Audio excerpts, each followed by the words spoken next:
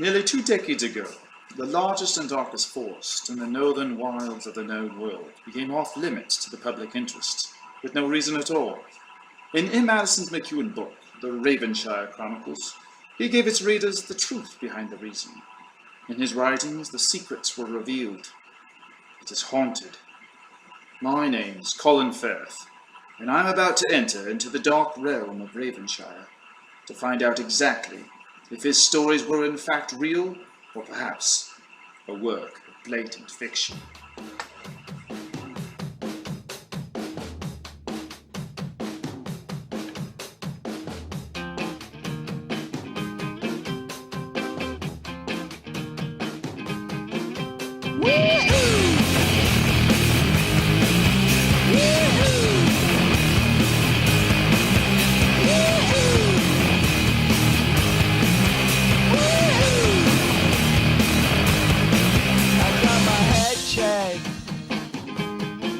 By a jumbo jet. It wasn't easy, but nothing is. No. When I feel heavy metal, and I feel that I need when I lie and I'm easy all of the time, but I'm never sure why I need you.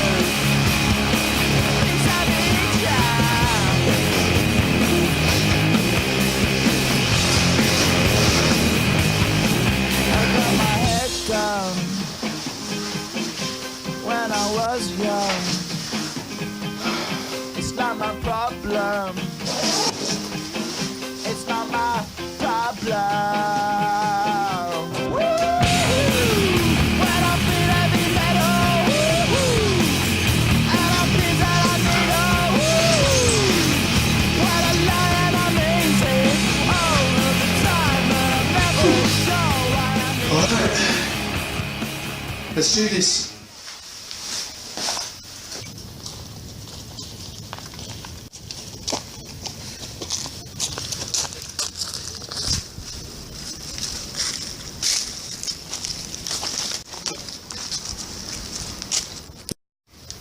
Hello, and welcome to Destination Adventure. I'm your host, Colin Firth.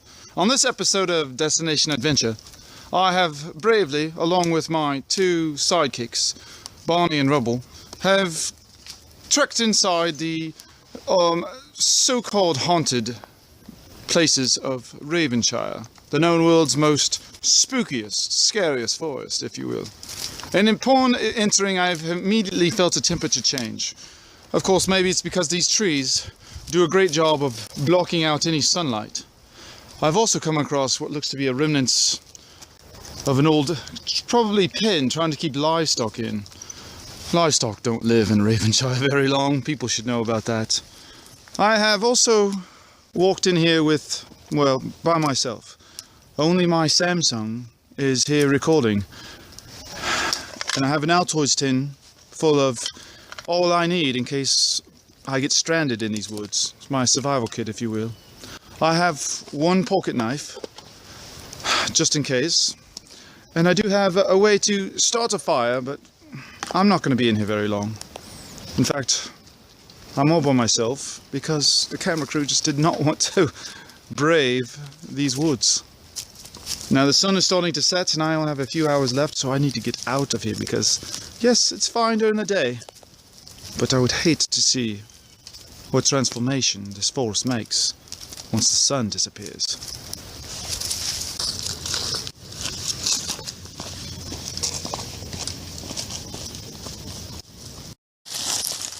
Well,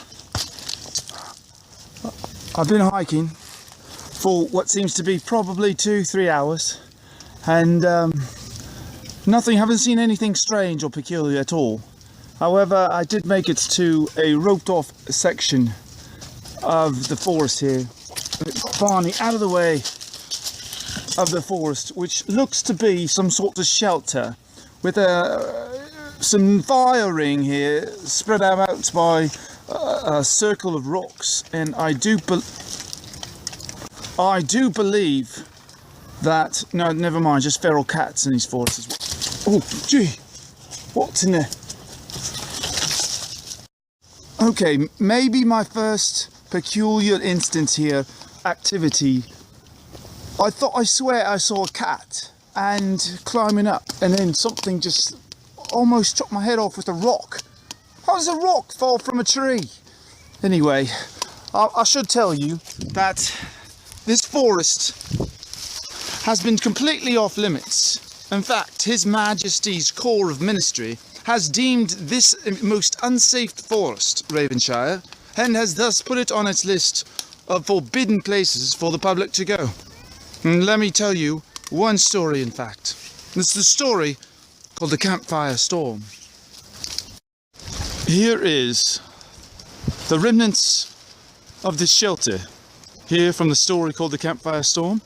And indeed, you can still see the leftover rocks that lined the campfire itself.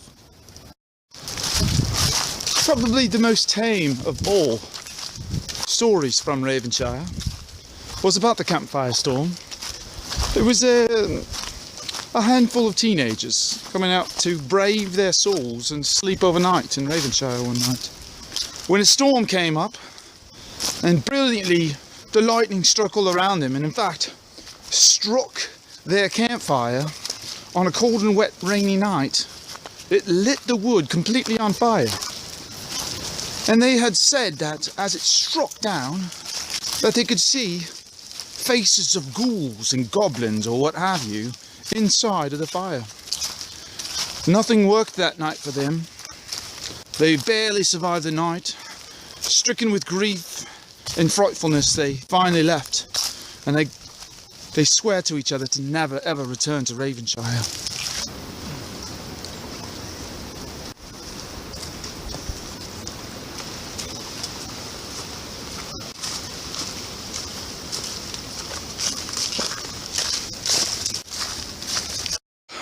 Colin Firth here for Destination Adventure. In this series of Destination Adventure, I have tracked by my lonesome, well, accompanied by my two heroic butts, Barney and Rubble, to Ravenshire, the known world's most haunted, most dangerous forest. I've travelled about 4 hours and feel as though I should be heading back, even though I've never approached or really witnessed anything dangerous or suspenseful or supernatural at all. So I've told myself I will go on, press on for 1 more hour in hopes to maybe find a secret or two of Ravenshire itself. And if you look here, look at how old these are. Moss Rock to your right, and Something Oak Outpost to your left. Lone Oak Outpost to your left. I know the story of Moss Rock, so I will be heading that way. As you can tell, here on the Moss Rock slope, the trees are fairly large and straight up and down, with the exception of one. Ladies and gentlemen, I believe that I have found it. The witch tree, as the legendary stories call it, also known as the wish tree. However, the wish tree was only a wish tree for one. A couple of 100 years or so ago, this tree brought misery to quite a few people. The legend is you can go up and touch the tree around its base, ask for any wish you would like, and you will feel an energy surge through the tree into the palm of your hand, all the way up to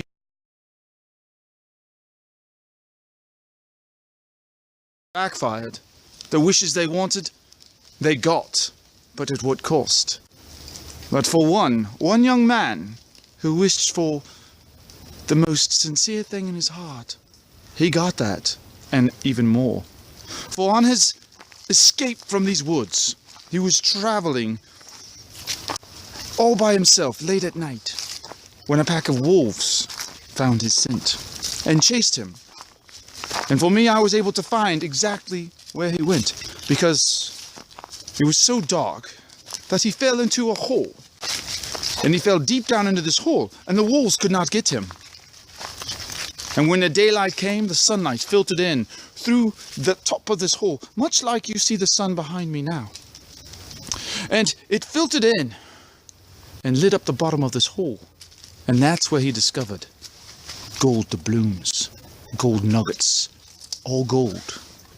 He climbed out of that hole as best he could, using the roots on the sides of the holes. And he climbed up and he brought back pocketfuls, his hat full of gold. And the next day, after showing his mother the gold, he came back looking for more. But the hole was covered with a ginormous rock. In fact, I am looking for that rock right now. Ladies and gentlemen, it doesn't get any better than this. I have found, in my opinion, the rock that covers the hole that the young boy found. And this is why they call this trail Mossa Rock. Out of here, Barney. He smells gold, obviously. This is why, right here, Mossa Rock, underneath, and who knows how large this rock is. We might just be seeing the very tip top of it. But this rock, approximately 1.5 meters around in diameter, probably 1.5 meters in diameter, sorry, probably 3 meters around. It's probably just the top of this, but no likely could be hiding a bunch of gold, in my opinion.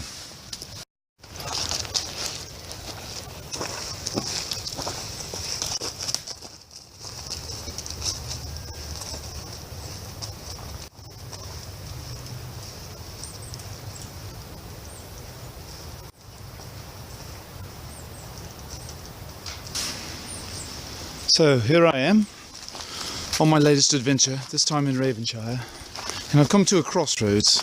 No doubt it's a crossroads. You can see where over the hundreds of years, where the weather has eroded and washed out this road.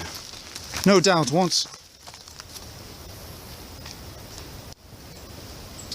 Hold on. There's a noise deep in the woods here. Rubble, is it alright?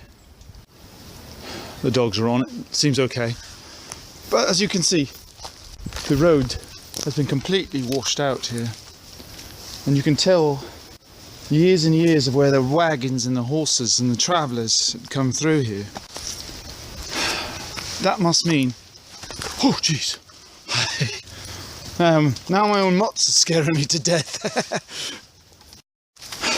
I don't know, I'm nearly done and ready to head back, and I haven't seen really anything that would, that I would consider supernatural or some strange phenomenon.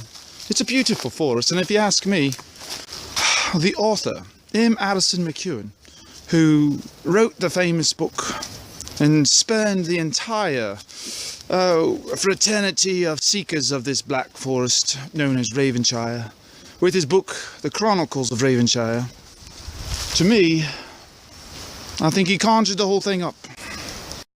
Well, I'm nearly done here, about ready to turn around and head back the other way. And I haven't seen anything suspicious at all, supernatural or strange phenomenon that you can't explain. It's a beautiful, pristine forest. And if you ask me, I think the government has taken an advantage on the sales of one Addison McEwan's book called The Ravenshire Chronicles, in which he tells, according to him, true and factual tales of the supernatural that has berated this forest. And maybe, perhaps, in my opinion, the government has been seeking the resources of this one pristine forest to keep people away.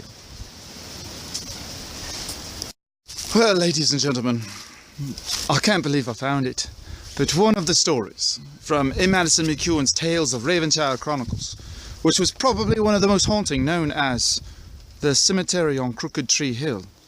Well, it started with a cabin known as the Keddington Cabin, and I do believe I've just found it. The only remaining cabin still within these parts.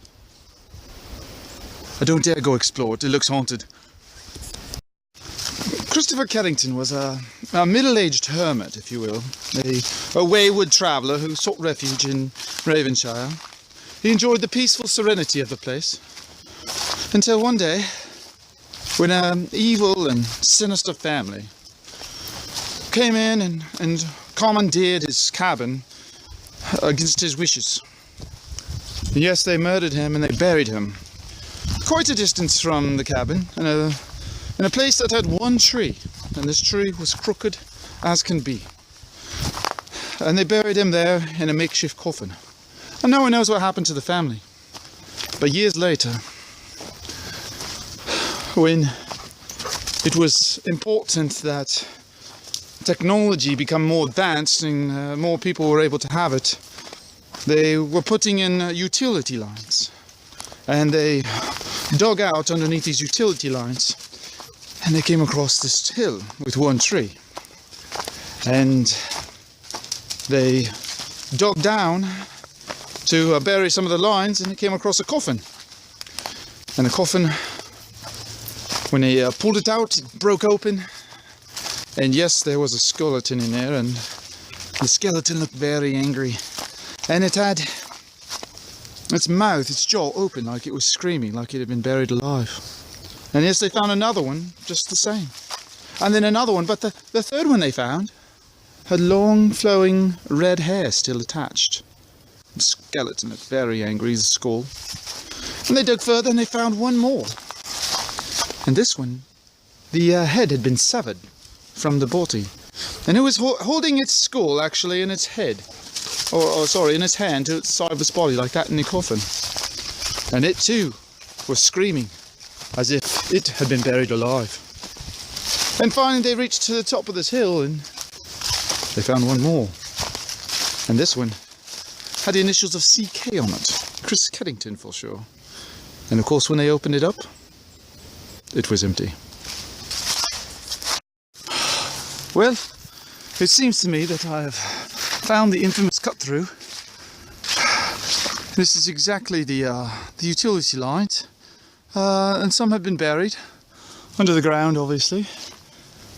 I'm not sure which way to go to Crooked Tree Hill, but I think it's time for me to head back.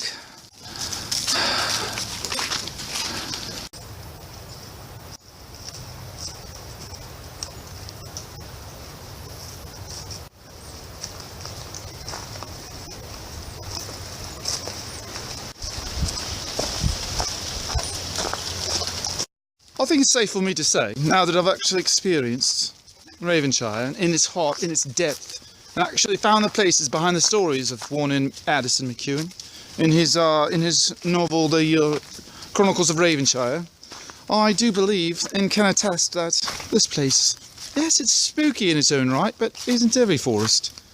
And in fact, I do believe that the government might be hiding something else by making this a forbidden place for the public to come. There's nothing spooky about here. In fact, yes, I might get in trouble for airing this, but I do have a permit by the government. But people shouldn't be afraid for Ravenshire. I don't think there's anything in here.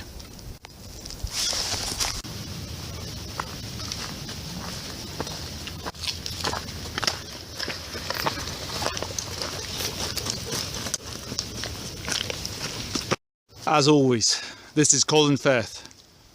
And thank you for watching this episode of Destination Adventure.